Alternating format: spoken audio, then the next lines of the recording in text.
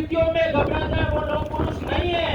अरे रात में लेकर भी अंगारों की बेला बहकना सीखो। जय जोहर।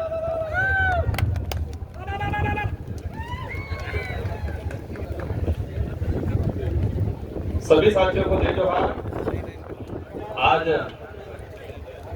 अनुसूचित क्षेत्र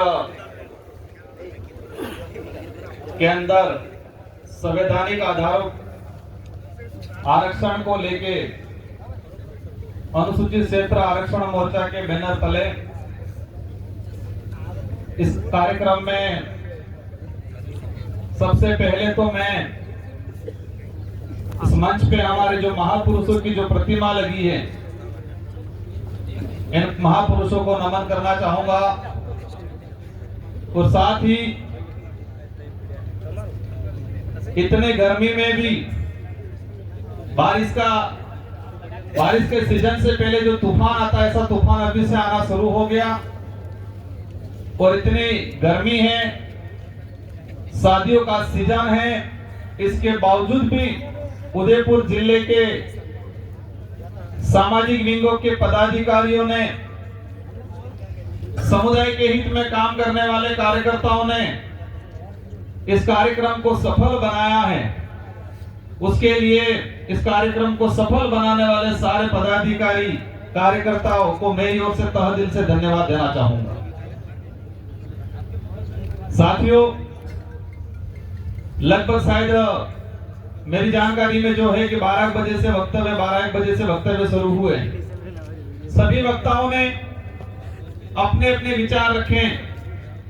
अनुसूचित क्षेत्र के अंदर संवैधानिक प्रावधानों को लेके सभी साथियों ने अपने वक्तव्य रखे।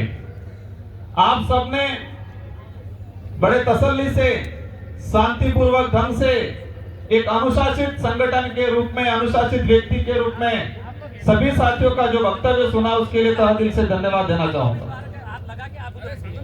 जितने ये दोनों साइड जो पदाधिकारी या यूट्यूबर जितने जो साथी हैं, तो अधिकतम मेरे हिसाब से मंच में इधर आगे आ जाए ठीक रहेगा।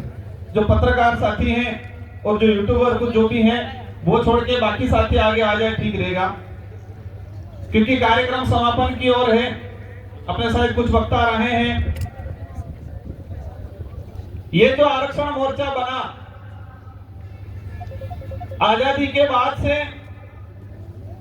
ये देश 1947 में आजाद हुआ, 1950 में संविधान लागू हुआ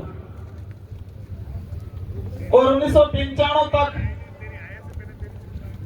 हमारे बाप दादे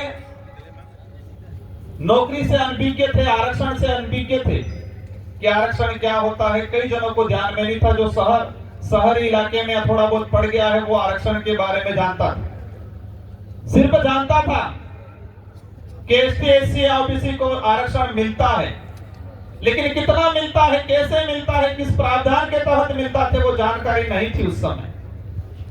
और आज भी पूर्ण रूप से इसके बारे में जानकारी नहीं है।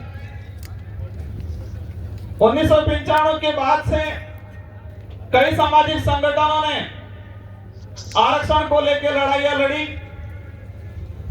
और इसी अनुरूप आज जिस पंडाल के नीचे आप विराजमान हो, यह आदिवासी समुदाय के हित में आदिवासी परिवार की जो विचारधारा है, उस विचारधारा से आप बंधे हुए हो।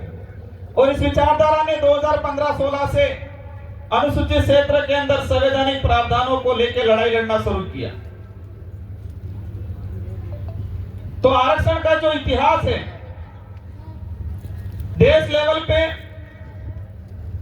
जब संविधान में इसके प्रावधान हुए, इससे पहले जब ब्रिटिश शासन था, अंग्रेजों का शासन था, उस दौरान हमारे पूर्वजों ने उनसे लड़ाइयां लड़ी, खून पसीना बहाया। और उस समय अंग्रेजों ने शेड्यूल 5 का, शेड्यूल 6 का प्रावधान किया कि ये रिजर्व इलाका, ट्राइबल टेरिटरी इलाका, और इसी को संविधान के अंदर सम्मिलित किया गया। और आज मैं सांसद के रूप में हूं, रिजर्व कैटेगरी से जो अधिकारी कर्मचारी हैं, वो हम सब उसी का परिणाम है, शेड्यूल 5 के प्रावधानों का। उसकी वजह से हमें ये रिजर्वेशन का प्रावधान मिला और उस कागज परिणाम, उस जो ये कागज था, ये प्रमाण पत्र था, उसको हमारे निर्वाचन आयोग में जमा किया और उस वजह से मुझे चुनाव लड़ने का अधिकार मिला। आज देश के अंदर, केंद्र के अंदर 7% रिजर्वेशन मिलता है। देश की जो जनसंख्या है, जनसंख्या के हिसाब से 7 से 8% एसटी है, तो 7 से 8% लमसम केंद्र में रिजर्वेशन मिल रहा है। केंद्र की सरकार की जो भर्तियां होती है देश लेवल की, पहला स्टेप वो हो गया। सेकंड नंबर, राज्य स्तर की भर्तियों में राजस्थान के अंदर 13% आदिवासी समुदाय है 2011 की जनगणना के अनुसार। तो राज्य के अंदर 13% रिजर्वेशन मिलना चाहिए, लेकिन कई बार नहीं मिल पाता।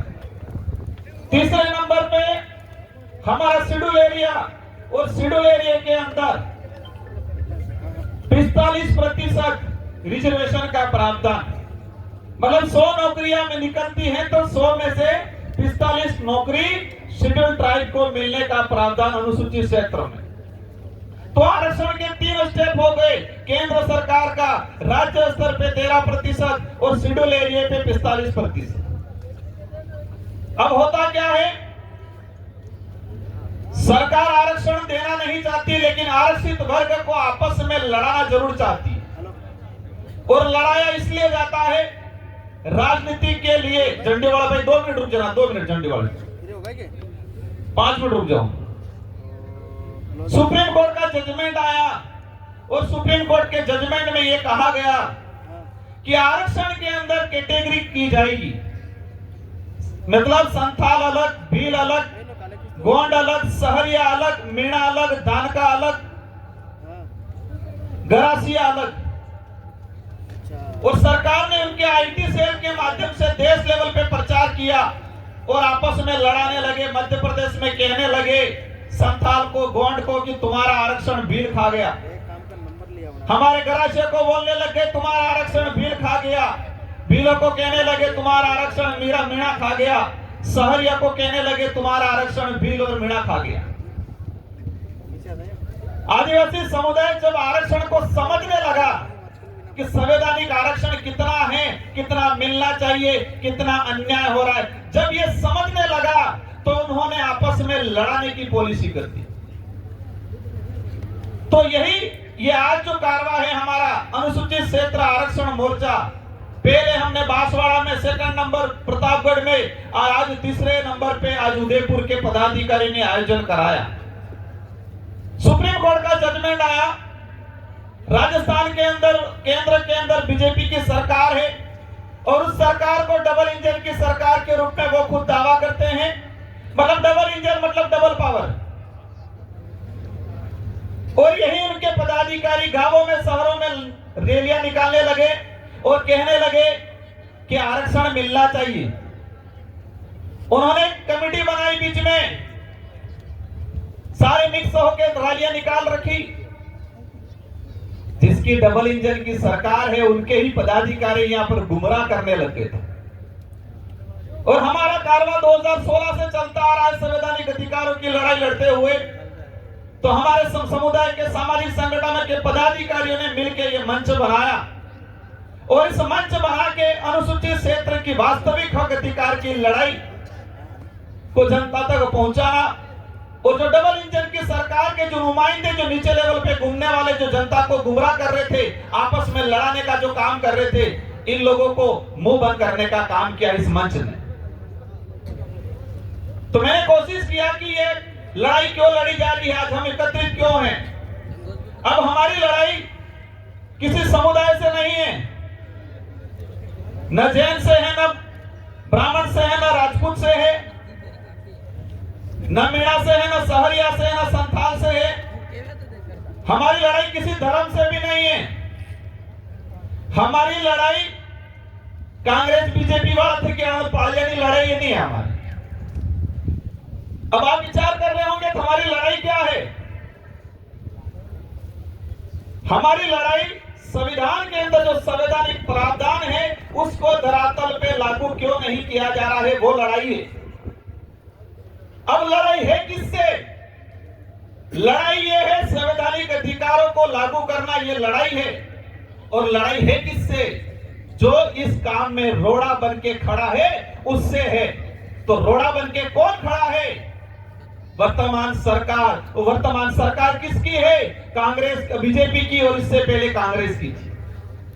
हमारे खेत की लड़ाई नहीं है। जब बात आती है क्षेत्र के अंदर समुदाय की, इस क्षेत्र में सभी समुदाय के लोग रहते हैं। जब एक बाप के दो भाई हैं, एक बाप के दो बेटे हैं, अगर एक बाप की जो 5 बीघा जमीन है, अधिकार और सच्चाई ये मतलब इसका फर्ज ये बनता है कि 2.5 बीघा दोनों को बराबर बांटा जाए। ये न्याय है। और बाप या एक बड़ा बेटा चालाकी से 4 बीघा ले ले और एक बेटे को 1 बीघा दे दे। अब छोटे बेटे के हक बनता है कि नहीं बनता है अन्याय के खिलाफ लड़ाई लड़ने का?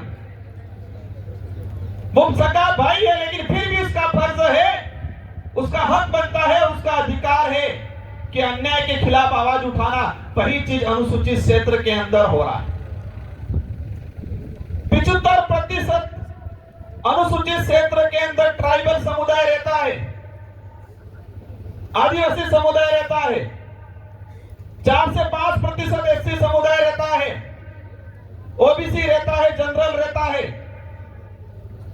तो प्रतिनिधित्व जिसकी जितनी जनसंख्या है इतना उसका प्रतिनिधित्व होना चाहिए। यह लड़ाई है हमारी।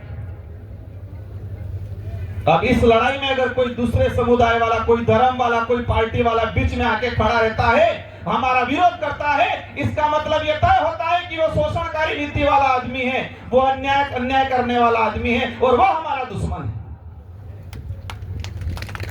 इस बात को समझना पड़ेगा। अब मैं कुछ आंकड़ों पे आना चाहूंगा। यह आरक्षण मोर्चे की जो लड़ाई थी, काफी भर्तियां हैं। हम कहते हैं अन्याय हुआ, सरकार कर रही है। कुछ लोग कहते हैं अन्याय नहीं हुआ, सरकार नहीं कर रही है। तो हम आंकड़ों की बात करें, अनुसूचित क्षेत्र के अंदर आरएस अधीनस्थ सेवा की भर्तियां निकली। मैं 3 से 4 भर्तियों का उदाहरण बताना चाहूंगा। 2013 के अंदर आरएस अधीनस्थ सेवा की अनुसूचित क्षेत्र के लिए 43 सीटें आई और 43 में से एसटी का जो 45% जो अधिकार नहीं कहेगी कि अधिकार तो ज्यादा है, 45% जो प्रावधान था उस अनुरूप मिलना चाहिए था 19 सीटें, मिली कितनी? 18, 41%। ओपन कैटेगरी जो 50% जो अनारक्षित सीटें रखी है, उन सीटों में सभी वर्ग के लोग जा सकते हैं, ये प्रावधान है बोलने में, कागजों में, लेकिन होता नहीं है। तो उसके हिसाब से मिलनी चाहिए थी 21 सीटें, लेकिन वहां मिली 25 सीटें। जब रिजल्ट आया 2013 आरएस अधीनस्थ सेवा का, 45 सीटों पर सीधे अनुसूचित क्षेत्र के सामान्य वर्ग से भरी गई और एसटी के कितने पद भरे? जो 18 मिले थे वही। 75% जनसंख्या वालों को 18 और बाकी 25 सीटें से भरी गई और 80 को मिला 0।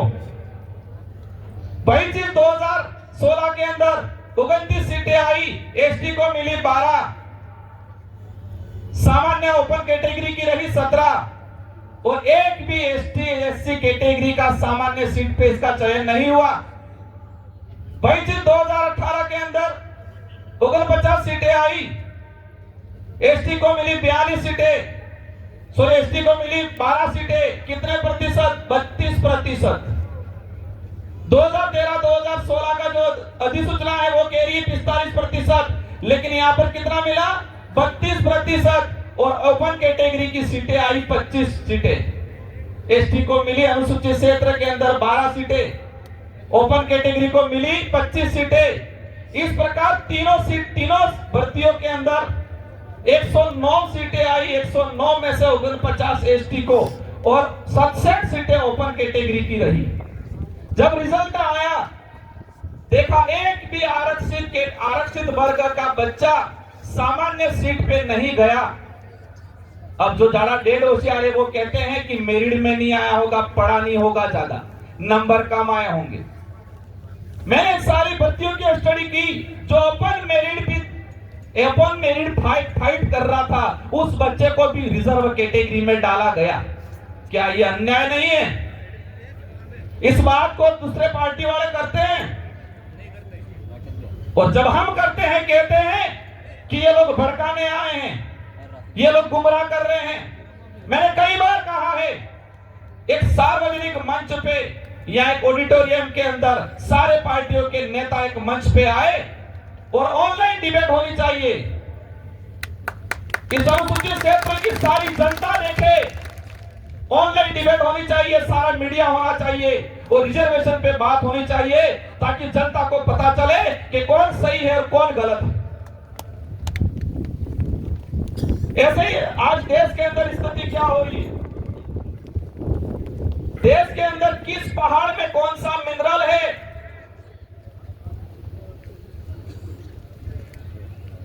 कहां सोना निकल रहा है, उसकी गणना हो रही है, उसकी खोज हो रही है।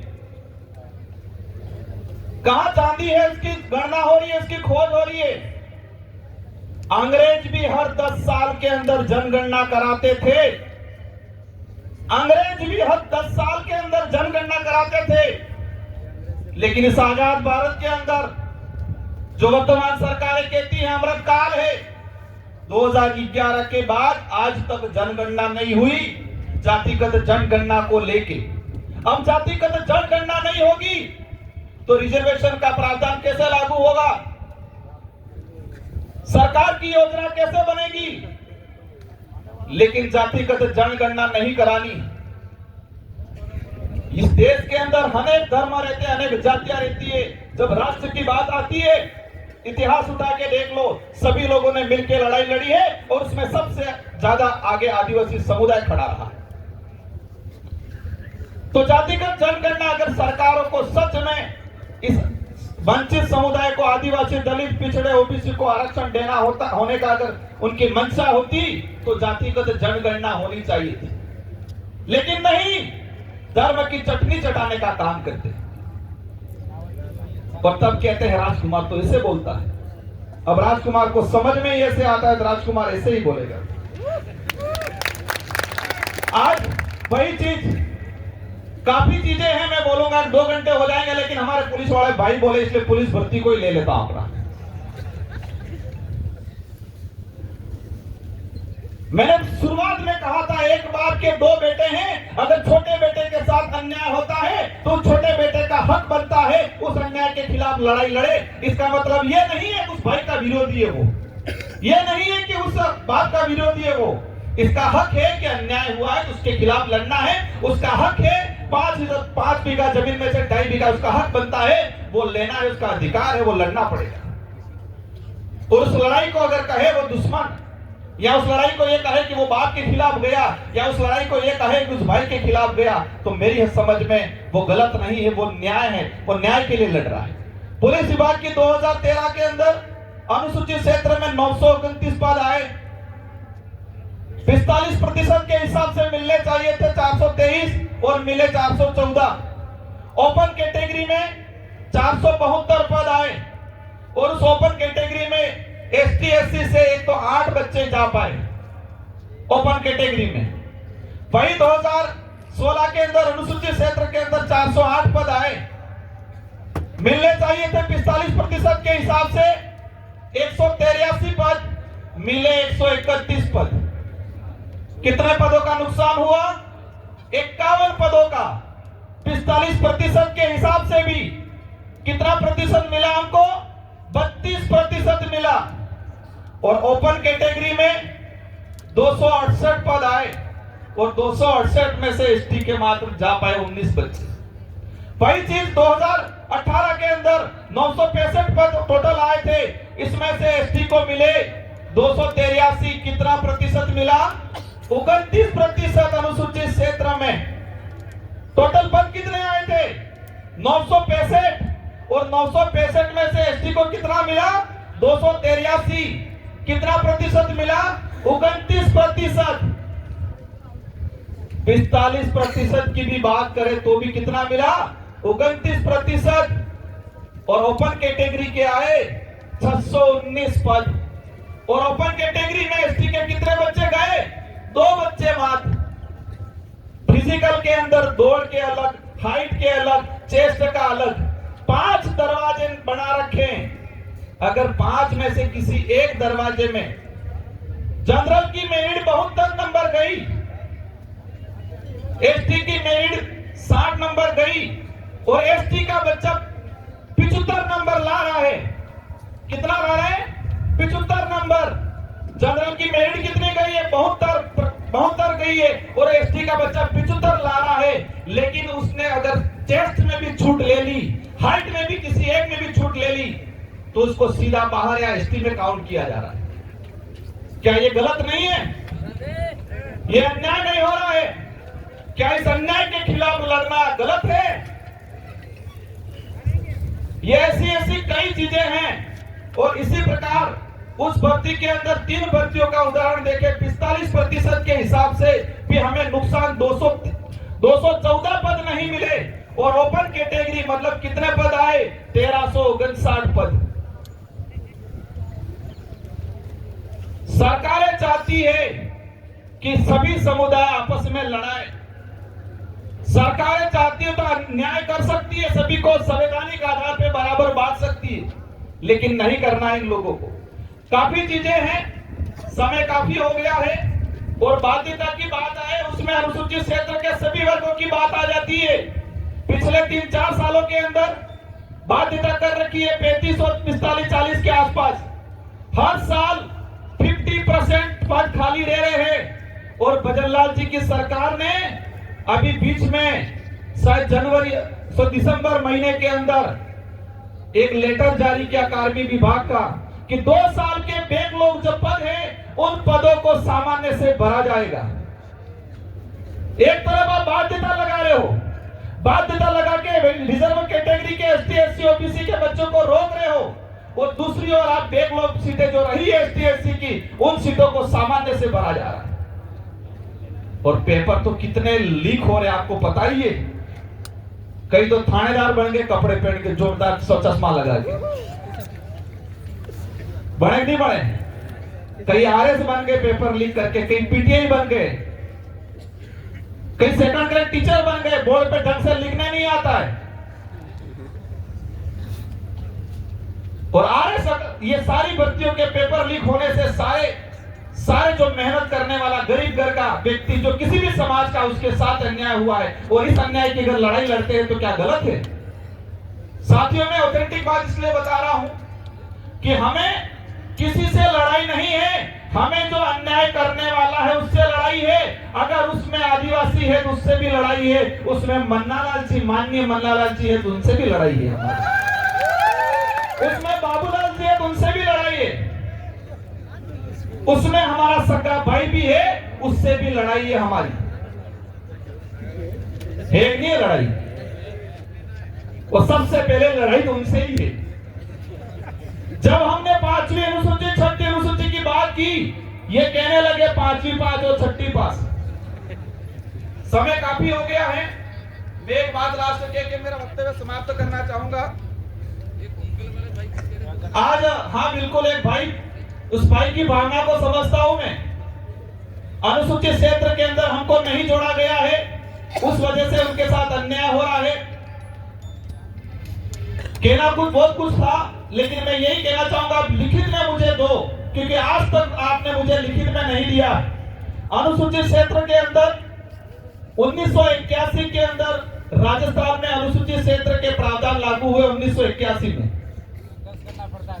अप्रैल 2018 के अंदर अनुसूचित क्षेत्र का विस्तार हुआ, तो 5वीं अनुसूची का जो संवैधानिक प्रावधान है वो अप्रैल 2018 में विस्तार हुआ। इससे पहले 1981 के अंदर अनुसूचित क्षेत्र में, राजस्थान के अंदर अनुसूचित क्षेत्र के प्रावधान लागू हुए। और उसी से ये बात याद आ गई, फिर मुझे वक्फ वाली जनता को गुमराह कर रहे, वक्फ की जमीन शेड्यूल 5, अब बोलने लगे शेड्यूल 5, कम से कम शेड्यूल 5 तो बोलने लगे ये लोग। पहले बोलते थे ये, हम 5वीं अनुसूची की बात करते हैं, 5वीं बात कहते, अब कहने लगे कि वक्फ की जमीन है, मैं शेड्यूल एरिया 5वीं अनुसूची में नहीं ले सकते। राजस्थान काश्तकारी अधिनियम 1955 की धारा 42 में स्पष्ट लिखा हुआ है कि अनुसूचित क्षेत्र के अंदर अनुसूचित क्षेत्र की जमीन, कृषि जमीन कोई भी गैर आदिवासी नहीं ले सकता है। इस पे बात क्यों नहीं कर रहे हो आप? 1981 के बाद अनुसूचित क्षेत्र में मैं दावे के साथ इस मंच से कहना चाहूंगा, 1 इंच भी आदिवासी की कृषि आबादी जमीन वक्फ में नहीं गई होगी, क्योंकि कानून बना हुआ है। जनता को गुमराह कर रहे हैं। बाकी इनका इतिहास कांति भाई ने छोटा मोटा बता ही दिया। सीलिंग एक्ट पे जाएंगे हम लोग। इंदिरा गांधी के समय सीलिंग एक्ट आया 1975 के आसपास। और सीलिंग एक्ट में मैं उस राजाओं ने, क्योंकि आजादी से पहले इस जमीन का कारोबार किसके पास था? जमीन की लिखापढ़ी का अर्जी कार्रवाई कौन करता थे? राजा महाराजा करते थे। जमीन के मालिक वो हुआ करते थे। इंदिरा गांधी ने सीलिंग एक्ट लाई और उस दौरान वो बख्शिश में किन किन को जमीन दी उसका भी ब्यौरा निकालेंगे हम। और जब वो निकालेंगे वक्त की सारी पोल खुलने वाली इस इलाके के अंदर। इसलिए साथियों, और एक बात अंत में यही कहना चाहूंगा, जो 5वीं अनुसूची का प्रावधान संविधान में सम्मिलित करने का काम जो सबसे महत्वपूर्ण भूमिका निभाई थी जयपाल सिंह मुंडा ने, और हमारे संसद के मित्र मन्नालाल जी कह रहे हैं कि जयपाल मुंडा बाहरी ताकत था। अगर संविधान सभा में जयपाल सिंह मुंडा नहीं होता तो शायद वो सांसद नहीं होते, आज मैं भी नहीं होता। जिस व्यक्ति ने संविधान सभा में आदिवासी समुदाय के लिए 5वीं और 6वीं अनुसूची के प्रावधान करवाए, संविधान सभा की डिबेट में कहा था कि आप आदिवासियों को लोकतंत्र सिखा नहीं सकते हो, आदिवासियों से लोकतंत्र सीखने की जरूरत है आपको, यह संविधान सभा में कहा। संविधान सभा की डिबेट में कहा कि हमें स्वशासन चाहिए, स्वशासन चाहिए। और वही चीज पैसा एक्ट, उसमें से कुछ चीजें लेके कुछ चीजें मूल रूप से नहीं आ पाया वो संतुष्ट करने का, लेकिन पैसा एक्ट को भी वर्तमान सरकार लागू नहीं कर रही। राजस्थान विधानसभा से जवाब आया है, क्योंकि हमने बोला था आईपीसी सीआरपीसी, आज भारत की न्याय संहिता हो गई। पैसा एक्ट में प्रावधान है 2 साल की कम सजा वाला कोई भी मामला थानेदार सीधा मुकदमा दर्ज नहीं कर सकता। ये मेरी सरकार खुद कह रही है, लेकिन पैसा एक्ट लागू नहीं कर रहे, क्योंकि सरकार नहीं चाहती है कि आदिवासी समाज का कल्याण हो। वो चाहती है कि आदिवासी समुदाय आपस में लड़े भिड़ाए और थानों में कुटाता रहे, अपनी जिंदगी निकाल नहीं चाहती। वो जयपाल सिंह मुंडा के लिए ये बोले, क्या बोले? ये बाहरी ताकत है। साथियों, बातें बहुत सारी हैं।